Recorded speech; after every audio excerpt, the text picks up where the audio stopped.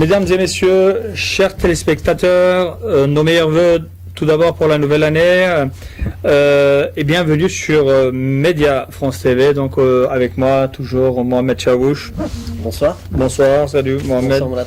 Tu vas bien? Ça va. Après... Tu peux présenter tes voeux aussi à nos téléspectateurs. Ah bah écoute, je suis heureux de partager l'antenne avec toi après cette petite trêve hivernale.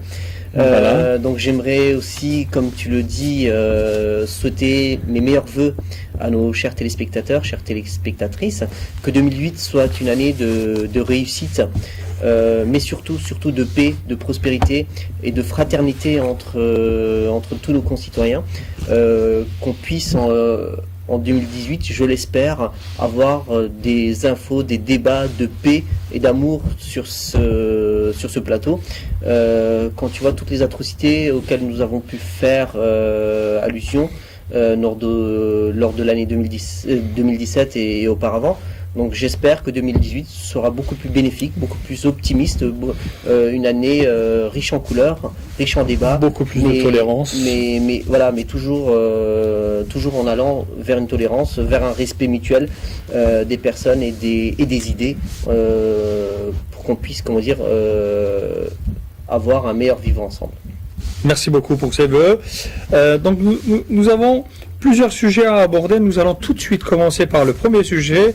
Donc, il y a eu les élections en Allemagne il y a quelque temps de ça. Il n'y a toujours pas de possibilité de former un gouvernement. Oui. Alors, par rapport à l'Allemagne, ce qu'il s'est passé, c'est que voilà, donc les élections ont eu lieu, sauf que la majorité n'a pas pu constituer un gouvernement comme il le souhaitait. Donc actuellement Madame Merkel est en phase de négociation, elle est dans une posture assez délicate et difficile, c'est pour ça que sur la scène internationale nous la voyons plus comme avant, donc je souhaite que cette situation puisse se libérer au plus vite. Pourquoi? Parce que ça va aussi bloquer le processus européen, le processus politique et économique du pays.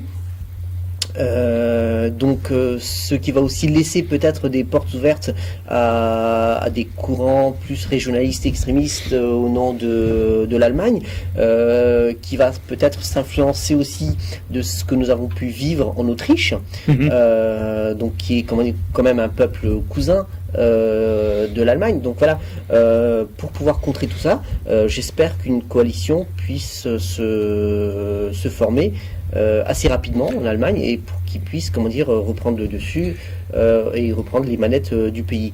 Donc au passage, j'aimerais aussi signaler un petit événement là qui a eu lieu ce week-end, la visite du ministre des Affaires étrangères turc, M. Mevlut Çavuşoğlu, à son homologue allemand, qui a eu lieu dans une conjoncture très fraternelle, très conviviale, familiale même, je dirais. Chez lui, dans sa demeure personnelle, c'est dire l'évolution des échanges qu'il y a eu entre ces deux avant pays. les élections. Voilà, notamment lors des élections, avant les élections. Donc voilà, c'était vraiment branle-bas de combat. Est-ce que les politiciens européens ils sont un peu poussés par le peuple? C'est pas ça, c'est surtout, je dirais surtout que voilà, c'était vraiment de la politique politicienne. C'était surtout pour pouvoir ramasser un maximum de voix de l'extrême droite. Il y a eu des échanges très rudes, très virulents de la part des politiques allemands. Et là, donc, on voit, une rencontre très fraternelle. Je ne peux que le souhaiter entre l'ensemble des peuples, l'ensemble des populations, l'ensemble des dirigeants européens et mondiaux. À quand une rencontre comme ça avec M. Trump et d'autres dirigeants? Voilà. Donc, on ne sait jamais, voilà, donc ça peut arriver à tout. Pour dire, donc, arrêtons de faire de la politique politicienne et soyons ensemble pour tout le monde. Soyons beaucoup plus, terre à terre et sur le terrain. Donc, les échanges, les décisions qui ont été prises entre ces deux pays sont très importantes pour l'ensemble des deux gouvernements, pour l'ensemble des deux populations. Donc, c'est un retour, moi je dirais, un retour à la raison des dirigeants allemands, et je pense que ce processus va s'amplifier. Une petite précision, ou une question plutôt, est-ce que le système de gouvernance actuel en Allemagne via les coalitions, est-ce que on est arrivé au bout de cette gouvernance? Parce qu'en fait, l'Allemagne ne supporte plus ou n'arrive plus à gouverner avec des coalitions. Parce que là, ça fait quand même quelques périodes qu'ils n'ont pas pu former leur gouvernement. Est-ce que c'est la fin de ce système? Ce qui était le cas en Turquie également, hein, il y a il y a un an en arrière de ça, où la Turquie a choisi de changer son système, alors passer sur le système présidentiel. Alors, par rapport à l'Allemagne, donc ce sont les différentes coalitions qui soit c'est un parti unique, soit ce sont la coalition de plusieurs partis qui forment le gouvernement à la Bundestag et qui va prendre les rênes du pays. Par contre, ce qui se passe, c'est que actuellement, il y a une situation difficile dans le sens où les partis entre eux n'arrivent pas à se mettre d'accord. Je pense pas qu'on puisse. Mais déjà par rapport au parallèle, pardon, par rapport à la Turquie, il y avait déjà une personnalité forte qui était la chancelière, le chancelier ou la chancelière en Allemagne, qui est quand même le représentant de l'État et qui est aussi aux commandes du gouvernement. Quand tu compares avec la Turquie, ce n'était pas le cas. Tu avais un président de la République qui présidait, mais qui n'était pas dans la réelle politique sur le terrain, et tu avais un Premier ministre qui était beaucoup plus fort, qui était comment dire, à la gouvernance avec son cabinet. C'est ce qu'il y a eu comme changement. Après, par rapport à la France aussi, la France, tu avais aussi un président et un gouvernement. Actuellement, avec l'ère Macron, c'est aussi un peu dans l'ère du temps, je dirais, hein, avec l'ère Macron, on entend beaucoup moins les ministres, on entend beaucoup moins le Premier ministre. Tu as énormément de personnes qui ont du mal à mettre un visage ou un nom sur les étiquettes. C'était un peu le cas de M. Sarkozy aussi. Oui, c'est vrai. Il était un peu plus. Voilà. Oui, c'est vrai que Nicolas Sarkozy était aussi très visible et très présent sur la scène politique. Voilà, donc c'est des modes de gouvernance qui ont leur efficacité, je dirais. Donc c'est ce qu'a choisi aussi Emmanuel Macron. D'une façon plus souple que Nicolas Sarkozy. Peut-être qu'il ne le fait pas ressentir, mais il tient bien les rênes et il ne partage pas le pouvoir. Et c'est comme ça que ça va durer, je pense, durant tout son mandat. Très bien. Donc on va rester à l'international. Donc Israël. Donc ça c'est une info qu'on a pris sur Le Monde. Israël publie une liste noire des organisations étrangères qui sont interdites du territoire. Donc, ces organisations, leur faute, c'était de boycotter les produits d'Israël pendant les attaques de l'État d'Israël vers la Palestine. Alors, par rapport à cette décision d'Israël de dresser une liste noire, donc ils ont dressé une liste d'une vingtaine d'organisations internationales. Alors, en France, il y en a quelques-unes, mais ce ne sont pas que des organisations palestiniennes ou musulmanes. Juste une petite parenthèse, c'est quand même pas normal que les Juifs qui ont subi le fascisme en Europe font pratiquement la même chose. Alors, c'est pas les Juifs, c'est l'État sioniste.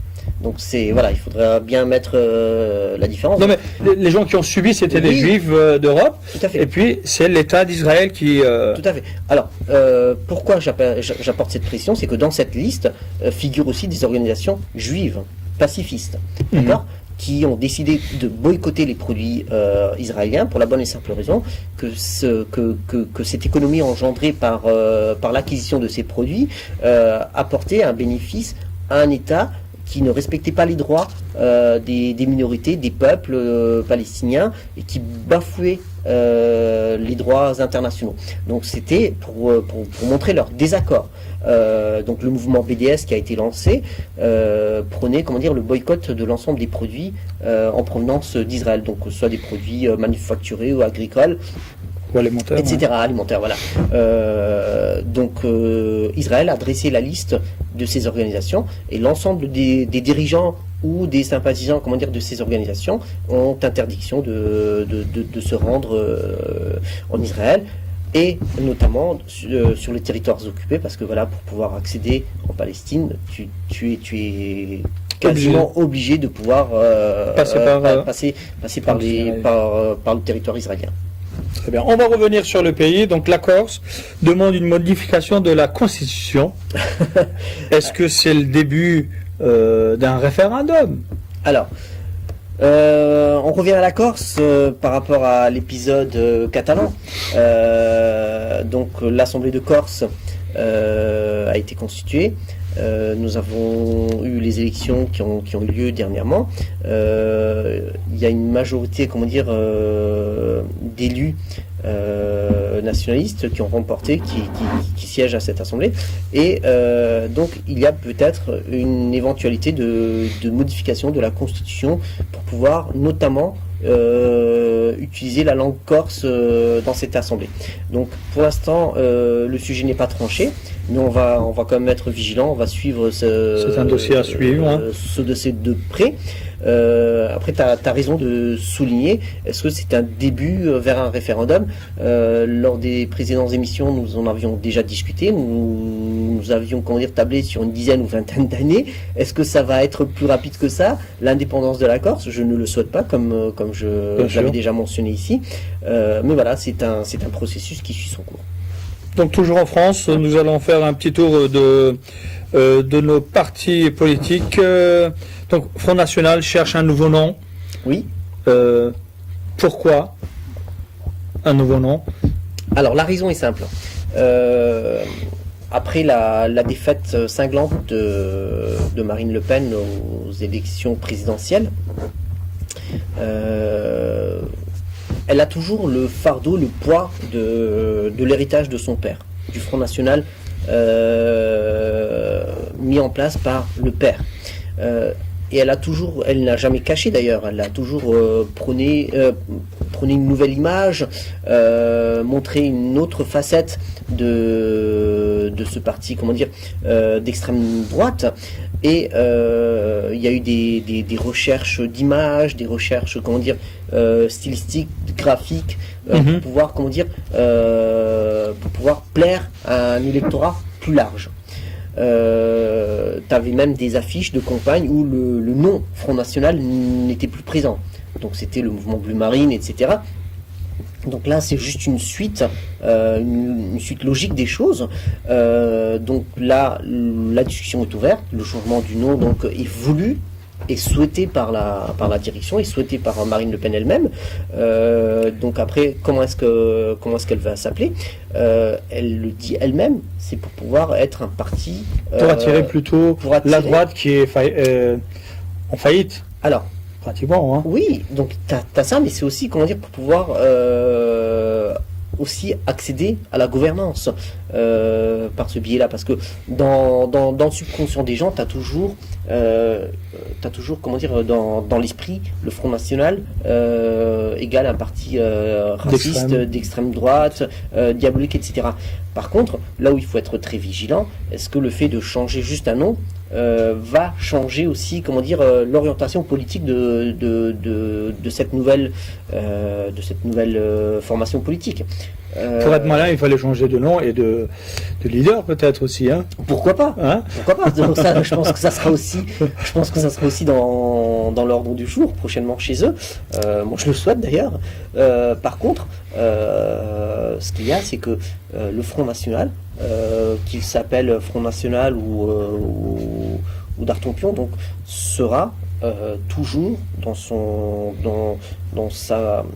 sa composante squelettique, dans son âme, une formation d'extrême droite, raciste.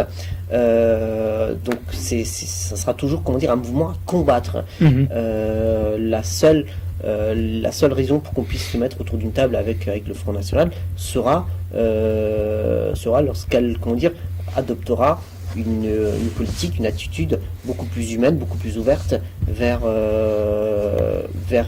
l'ensemble de la population française. Voilà, donc changer juste de nom ne va pas permettre, à mon sens, d'accéder au pouvoir aussi rapidement. Exactement. Donc les comptes de campagne de M. Mélenchon qui ont quelques soucis, ça peut arriver, mais là c'est un homme d'expérience, hein, un politicien d'expérience. Qu'est-ce qui s'est passé? Alors, Il n'a pas choisi les bonnes personnes. Alors non, je pense que le problème est plus grave. Avec toute, comment dire, avec toute la force avec laquelle je combats Mélenchon, ne me donne pas droit pour pouvoir critiquer son compte. Son compte a été validé apparemment. Donc il a quand même fait une dépense de plus de 10 millions d'euros pour sa campagne à l'élection présidentielle. Le problème vient du CNCCFP, donc la Commission nationale des finances des partis politiques, qui comment dire, qui n'a pas pu se mettre d'accord en son sein par rapport à la validation de ce compte. Et l'un des commissaires de cette commission a démissionné. C'est quand même inquiétant dans le sens où c'est quand même cet organe-là qui valide les comptes de campagne à tous les niveaux, que ce soit les élections locales, régionales, nationales, voilà. Donc le fait que cet organisme ne fonctionne pas correctement, c'est inquiétant. D'autant plus que c'est un organisme qui doit être impartial et qui doit aussi être, comment dire, sous aucune influence d'aucun mouvement politique ou quoi que ce soit. Donc voilà. Est-ce qu'il y a un problème d'homme? Est-ce qu'il y a un problème, comment dire, d'orientation politique de cette structure? Je ne le souhaite pas, je ne l'espère pas. Mais il faudrait, comment dire, rester vigilant là-dessus et suivre l'affaire de plus près. Pourquoi il y a eu cette démission et à quoi ça va mener. Très bien. Donc, les sentiments d'Anne Hidalgo, concernant Che. Alors, Madame Hidalgo... Elle n'est pas dans l'extrême gauche, à ma connaissance. Non, elle est issue du Parti Socialiste, mais actuellement, voilà... Tout est mélangé un peu, hein. Que vaut le Parti Socialiste. Mais après, tu sais, Moulin, concernant la gauche, ce qui est critiquable, surtout par rapport au Parti Socialiste, c'est leur proximité toujours, comment dire, poreuse avec l'extrême gauche, qui leur a été critiquée aussi dans le milieu gauchiste. Donc Hidalgo, qu'est-ce qu'elle a fait? En fait, elle a fait l'éloge de Che Guevara lors d'une exposition à Paris consacrée à Che. Moi, ce que je trouve regrettable et lamentable aussi de sa part, en tant que maire d'une grande agglomération de la capitale Paris, qu'elle puisse, comment dire, avoir des propos qui vont à l'embellissement, au chérissement de ce personnage. Effectivement, c'était un combattant, c'était un guerrier, mais au sens propre du terme, un guerrier dans le sens où c'était un personnage, comment dire, un bourreau qui exécutait sans problème des innocents, des civils. C'est une branche complètement armée. Bien sûr, c'est une branche armée. Comment dire, ce sont les personnes, comment dire, des guerrieros, hein, des guérillas urbaines qui faisaient la guerre et qui ne se privaient pas d'exécuter des civils qui étaient opposés à leurs idéaux politiques de l'époque. Donc voilà, moi je condamne cet aspect-là de ce personnage. Qu'il fasse la guerre en tant que soldat, soit par la malheur des choses, il se trouve au milieu d'une guerre, mais exécuter des personnes, voilà, c'est ce côté-là, moi, qui me dérange, et on peut pas chérir, on peut pas, comment dire, être admiratif d'un personnage comme ça. Après, le souci est que aussi, ces personnages-là sont des références aux guérillas du PKK, de l'extrême gauche, comment dire, que nous au YPG, l'ensemble de ces mouvements. On les a même accueillis à l'Élysée, hein, ces groupes-là. Donc François Hollande les a accueillis. On ne peut pas dire d'un côté qu'on est contre le terrorisme, contre les branches armées qui sèment la terreur, et de l'autre côté, être à côté à côté d'eux, en Et- tant que politiciens, Oui, non, mais bien sûr, d'un pays démocrate. tout à fait. C'est exactement comment dire, ce que je condamne. Mais eux, au nom de leur marxisme, au nom de leur appartenance aux idéaux gauchistes, ils se permettent, comment dire, de les accueillir à bras ouverts, avec le tapis rouge, et de les recevoir dans les plus Tu penses hautes que- institutions de notre État. Donc c'est ce que je condamne. Et je pense qu'on doit arrêter d'avoir ce double langage en Europe, et notamment en France, par rapport à ces groupes armés. Il faut bien le dire, ce sont des groupes terroristes armés qui tuent des innocents, des civils dans cette région-là du Proche-Orient. Qui attaquent les pays qui sont en place. Et notamment en Turquie. Donc voilà, les attentats qu'il y a eu dans Ankara ou ailleurs, hein. Istanbul, et dans d'autres grandes villes, et qui durent depuis plus de 30 ans, qui a fait plus de 40 000 victimes civiles. Voilà, donc c'est ce que je dénonce, et on ne peut pas, comment dire, être admiratif de ce type d'idéologie. Que l'on soit proche des idées de droite ou de gauche, le problème, est-ce qu'on a eu du mal, il y a quelques politiciens en France qui ont eu du mal à s'actualiser, parce qu'en fait, les idées qu'il y avait il y a 40 ans ou 50 ans en arrière, des marxistes, ne peuvent pas être de l'actualité, on va dire. Mais bien sûr, mais c'est ce que... Est-ce qu'il y a un problème d'actualisation là-dessus? Mais c'est ce qui a coûté leur électorat à la gauche, que ce soit le Parti socialiste, le Parti communiste, c'est ce qui a fait qu'ils ont... Les communistes, ils sont pratiquement effacés de la Bien scène. sûr, c'est ce qui a fait qu'ils ont, comment dire, qu'ils ont perdu, qu'ils ont subi des revers.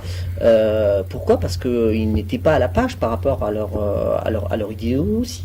Donc la gauche n'a pas pu, comment dire, se remettre à la page.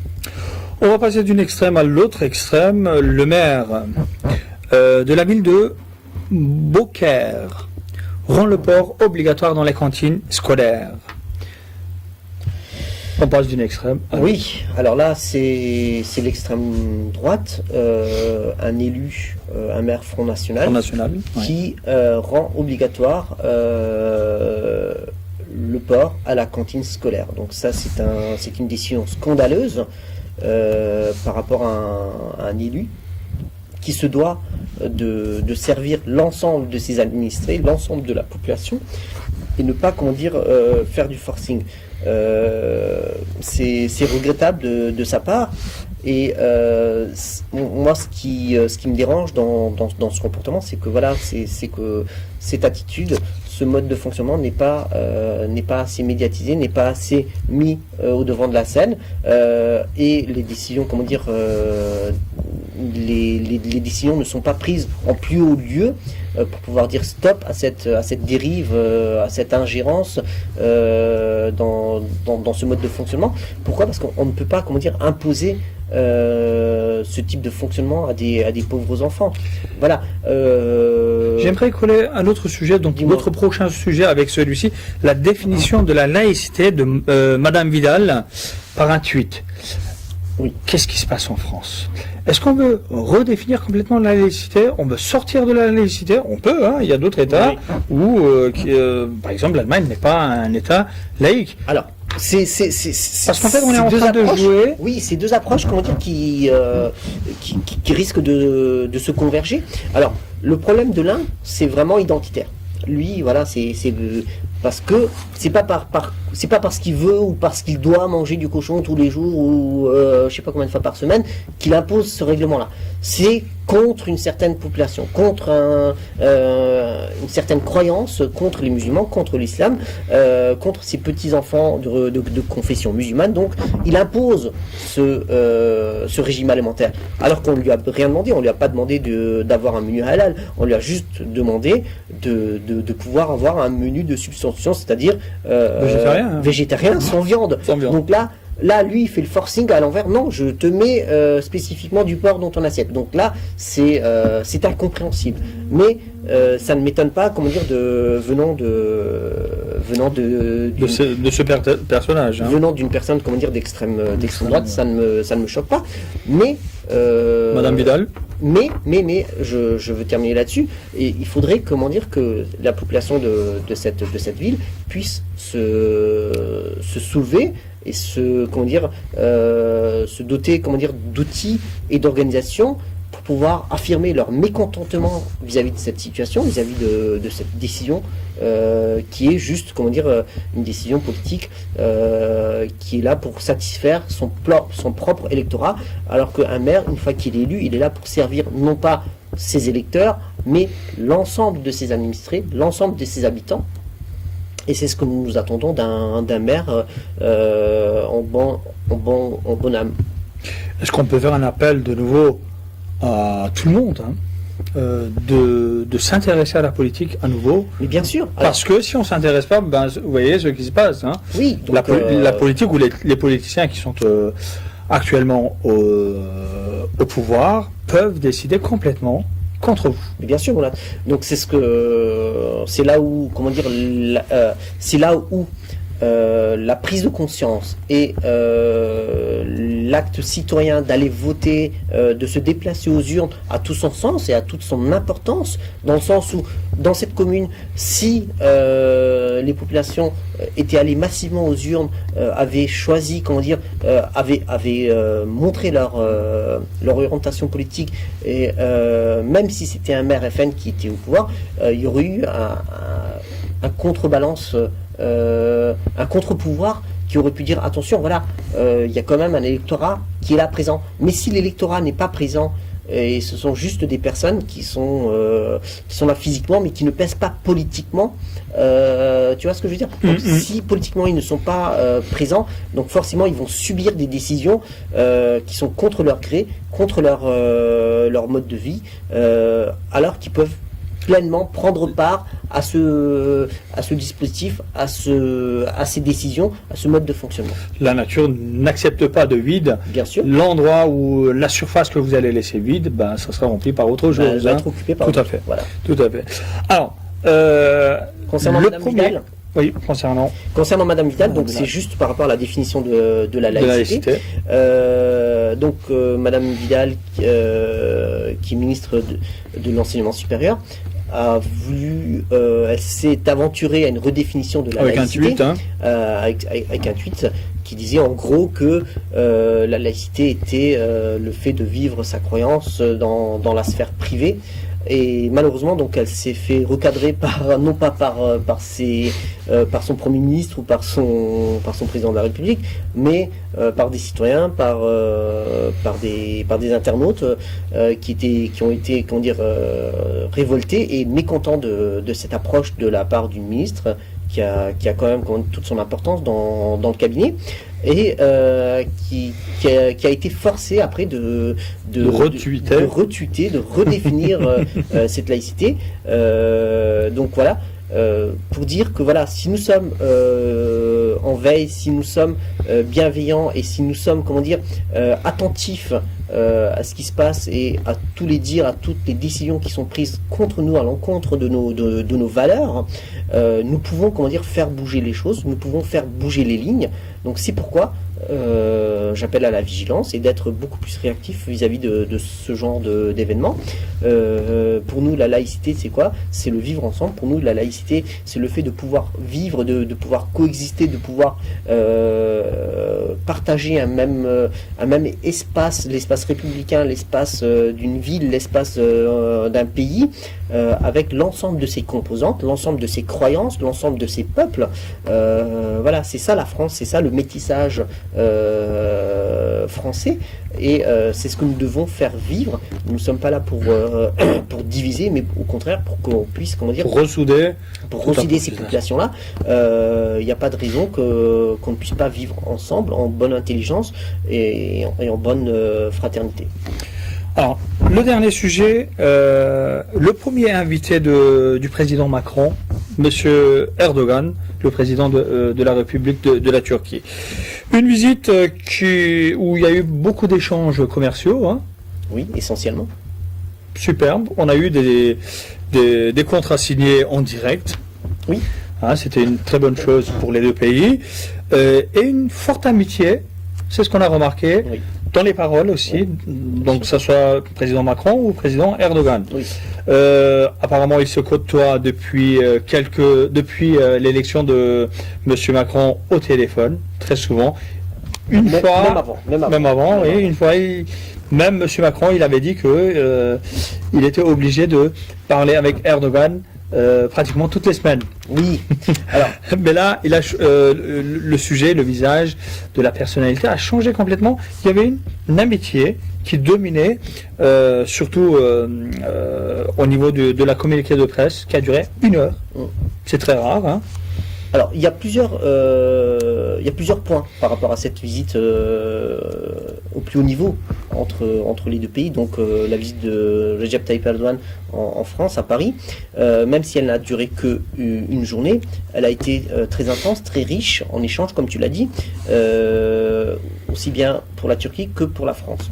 Les points positifs, c'est contrairement à ce que pouvaient laisser imaginer certains médias ou certains détracteurs de la Turquie n'est pas laissée à l'abandon. La Turquie n'est pas isolée sur la scène internationale.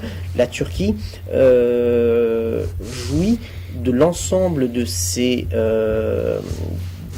organes et de ses mécaniques pour pouvoir, comment dire, exister sur un terrain géopolitique qui est très, très, très, comment dire, différent de ce que nous vivons ici en Europe de l'Ouest et notamment en France. D'accord ? La venue de Recep Tayyip Erdogan était planifiée de longue date. Les entretiens qu'il a régulièrement avec M. Macron ne datent pas que de la préélection d'Emmanuel Macron à la présidence. Il y avait déjà des contacts en amont. Donc c'est une constante évolution des échanges au plus haut niveau. Moi, ce que j'aimerais souligner lors de cet entretien, c'est qu'il y a eu des paroles très franches, très directes, qui ont été dites et qui devaient être dites, je pense, pour la bonne continuité des relations. Voilà, pas de langue de bois. Pas de sourire faux sourire qui laisserait qui laisserait présager ou qui laisserait entendre qu'on laisse encore des portes entrouvertes et tout. Non, voilà. Pourtant, je me permets de te demander de mettre une virgule. Pourtant, tout allait bien. Le lendemain, la presse écrite a complètement dévié le sujet. Les infos que nous avons écoutées en direct des deux présidents, le lendemain, donc on ne va pas citer les noms des médias, mais les médias qui sont acharnés contre M. Erdogan. Oui, mais pourquoi ? Parce Quel est l'objectif ? Parce qu'en fait, le journaliste devrait prendre l'info, rajouter, quelques couleurs de sa couleur, sans modifier l'info, puis le transmettre. Est-ce qu'aujourd'hui, les médias, pour toi, prennent l'info crue, le transforment légèrement, ils nous le montrent, ou bien là, ce qu'on a vu juste le lendemain du rencontre des deux présidents, il y a eu des médias qui ont transformé complètement les actes, les messages.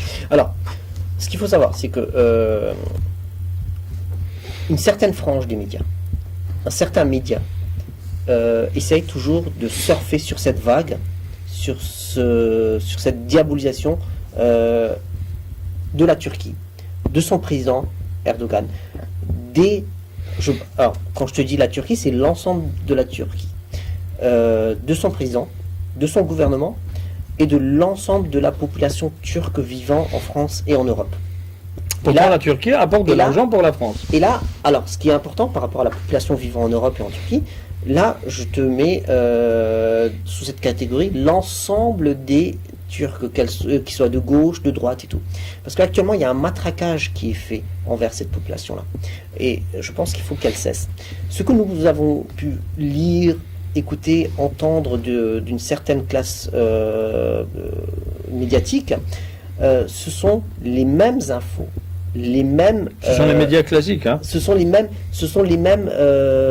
comment dire, informations qui ont été, comment dire, recopiées, qui ont été réécrits, réimprimés des événements de 2014, de 2015, de 2016. Voilà. Donc il y a aucune nouvelle perspective, il n'y a aucun nouveau regard, il n'y a aucun nouveau un nouvel apport par rapport à ce qui se passe. Le fait que un journaliste se fait recadrer, et à juste titre, lors de la conférence de presse, il faut qu'on puisse bien le comprendre. Voilà, c'est pas parce que vous appartenez à un grand média, c'est pas parce que vous appartenez à la rédaction d'une émission qui est tout à fait respectable et qui a toute son importance dans le paysage audiovisuel, cela ne vous donne pas le droit de pouvoir outrepasser votre fonction. Vous êtes là pour pouvoir avoir une information claire, précise. Ok, mais vous n'êtes pas là pour pouvoir donner votre avis ou de pouvoir. C'était au-delà d'un avis, hein. Alors, c'était vraiment d'orienter, comment dire, votre question. Voilà. Et là, et ça, je le comprends tout à fait par rapport à la réaction du président Erdogan. Après, ce qu'il y a aussi, c'est que les médias en France et en Europe ont cette fâcheuse habitude d'essayer d'avoir des informations sur la Turquie actuelle de la part des opposants au pouvoir. Nous avons pu voir lors de toute la journée sur les médias de masse qui étaient invités sur les plateaux télé, que ce soit sur TF1, sur BFM, sur iTélé, sur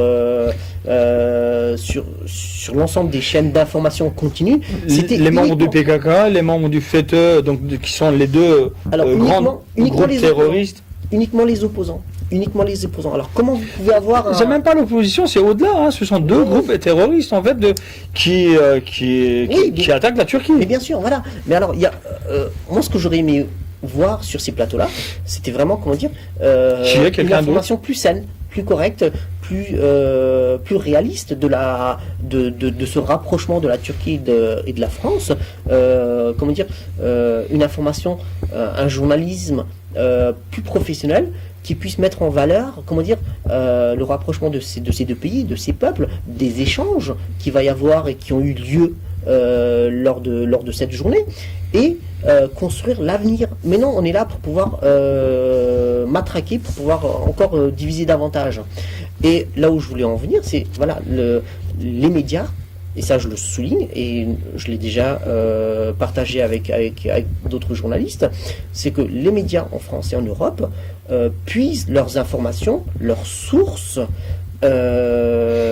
au niveau, comment dire, des opposants. Ils ne se prennent pas la peine d'aller rencontrer les personnes, comment dire, qui font la Turquie d'aujourd'hui, qui font la politique en Turquie aujourd'hui, qui font la reconstruction de ce pays, pour les personnes qui ont connu la Turquie des années 90, des années 2000, et celles qu'ils vont voir en 2017-2018, ce n'est plus la même. Voilà, donc c'est ça qu'il faudrait voir. C'est cette avancée-là qu'il faudrait voir. La Turquie vient d'échapper à un coup d'État militaire. C'est ça qu'il faudrait voir. La Turquie est constamment, comment dire, sous les bombardements des terroristes du PKK. La Turquie est là, et elle a accueilli plus de 3 500 000 réfugiés syriens qui fuient une guerre atroce. C'est ça qu'il faut voir, c'est cette réalité-là qu'il faut voir. Donc, mais non, malheureusement, on est là juste pour matraquer, pour taper sur un pays, sur une population qui aime son pays. Alors, malgré tout ça, il y a comment dire, il y a une grande partie de la population qui est content de ce qui se passe. Et si elle était mécontente, on l'aurait vu, on l'aurait su, les urnes auraient parlé. Et malheureusement... Ça a parlé, mais dans l'autre sens, hein, bien sûr, en augmentant. Mais bien sûr. Donc, moi, ce que je souhaite, c'est qu'on soit plus réaliste vis-à-vis de la Turquie et de ses dirigeants, et qu'on arrête, comment dire, de faire du tapage sur un pays, sur ses dirigeants et sur sa population, sans raison, et qu'on puisse avoir une lecture correcte de ces échanges. Malheureusement, Mohamed, on a dépassé un peu le temps qui était prévu à notre émission, mais c'est un sujet à part entière sur lequel on devrait faire une émission complète. Mais bien sûr. Donc, le mensonge, la transformation de l'info, c'est ce qu'on voit aussi en Iran très rapidement, sans trop tarder sur la fin de l'émission. En Iran, les manifs qu'il y a eu contre le gouvernement iranien, c'est tellement petit, c'est ce que j'ai surveillé sur les médias de l'Iran, que nous avons diabolisé les choses. Mais en fait, ce qui s'est passé, regarde, il y a eu un retournement de situation qui, voilà. Personne n'en a parlé parce que... Moi, ça me fait penser aux événements de Gezi à Istanbul, et les événements du 15 juillet en Turquie, en général. Qu'espéraient les médias occidentaux? Ils espéraient, comment dire, la chute d'un pouvoir en Turquie. Mais en fait, ce qui s'est passé, c'est que la population a dit non. Nous ne pouvons pas laisser tomber un pays, ses dirigeants. La population s'est prise en main et a défendu corps et âme son pays, ses dirigeants. Et c'est ce qui s'est passé en Iran. Voilà, il y aura toujours des mécontents, il y aura toujours des personnes qui vont manifester. En Occident, en France, en Allemagne, en Belgique, il y a toujours des manifestations. Pourquoi la classe ouvrière en France manifeste? Pourquoi en Allemagne les syndicats manifestent? Voilà, parce que nous sommes mécontents de certains acquis, de certains droits. Voilà, nous sommes mécontents de l'augmentation des prix. Nous sommes mécontents, comment dire, de la stagnation ou de la baisse des salaires.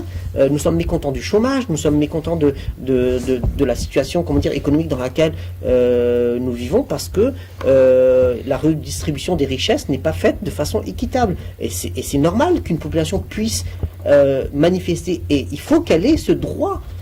Par exemple, les Allemands, ils ont manifesté les 20 centimes d'augmentation sur le gasoil, mais bien sûr, le même jour, et puis donc le gouvernement actuel a fait marche arrière, tandis qu'à Strasbourg, nous achetons le gasoil 20 centimes plus cher que l'Allemagne, qui est à 5 km seulement. Donc voilà, donc tu vois, donc voilà, et justement par rapport à l'augmentation du gasoil, ces 2 dernières années, nous avons vu une augmentation à la pompe qui était, comment dire, par palier, échelonné, mais là, mais sûrement. Le souci qu'on a, les frontaliers, donc que ce soit avec l'Allemagne ou les autres pays, achètent leur carburant moins cher de l'autre côté. En tant que politicien ou dirigeant de ce pays, on ne devrait pas réfléchir un peu plus précis, parce qu'en fait, c'est l'argent du Français qui est gagné en France qui est dépensé à l'étranger. Mais oui, mais ça... c'est comme les courses. En Alsace, une très grande partie de la population font leurs courses en Allemagne pour pouvoir s'en sortir au niveau économique. Je parle de la classe ouvrière. Et là, les Français, où l'État ne se rabat pas ou ne se met pas au même niveau que les prix d'Allemagne ou d'ailleurs. Écoute, on va dire, c'est l'avantage des frontaliers comme nous qui sommes. C'est un avantage, mais c'est de l'argent qui part à l'étranger. Qui part à l'étranger, je suis d'accord avec toi. Après, dans la globalisation européenne, nous pouvons penser à ça aussi, c'est uniformiser les prix sur l'ensemble du territoire européen. Pourquoi pas? C'est un axe sur lequel il devrait, moi je dis, travailler. Et pourquoi pas uniformiser le prix de l'alcool, du tabac, du carburant ou d'autres énergies.